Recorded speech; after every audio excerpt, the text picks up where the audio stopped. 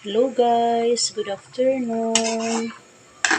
Luto tayo guys ng kangkong. Igigisa lang natin. Nilagyan ko lang siya guys ng sibuyas, bawang, kamatis, oyster sauce, tsaka tukwa. Ito, lagyan natin ng tukwa. Ito guys, lagyan natin siya ng tukwa. Simpleng ulam lang guys. Yan guys, masarap to guys. Tapos nilagyan ko lang siya ng kunting baboy.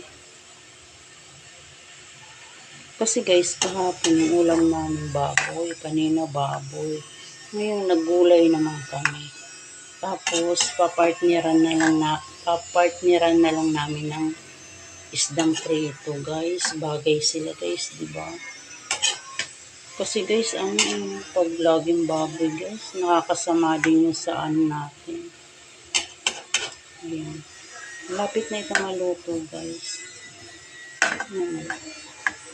Nilagyan ko siya ng tukwa. Masarap to guys, kumukulo na. Paluto na rin ito guys. Simpleng ulam lang naman to guys.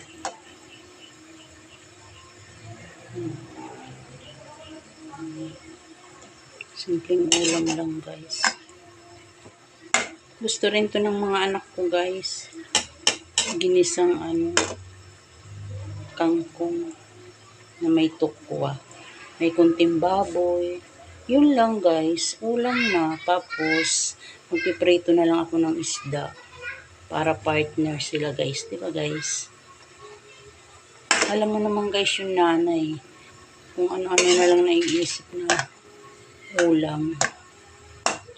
Ito yung ulam namin ngayong hapunan guys. Tsaka isdang prito.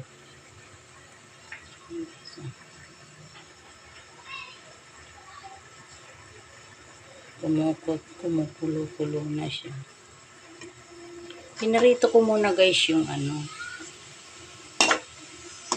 yung tukwa bago ko inilagay.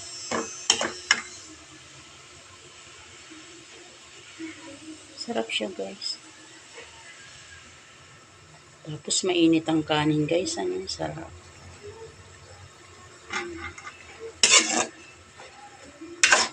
Ganyan lang guys. Nakapagawa na tayo ng ulam. Simpleng ulam lang guys. Diba? Thank you for watching. Bye.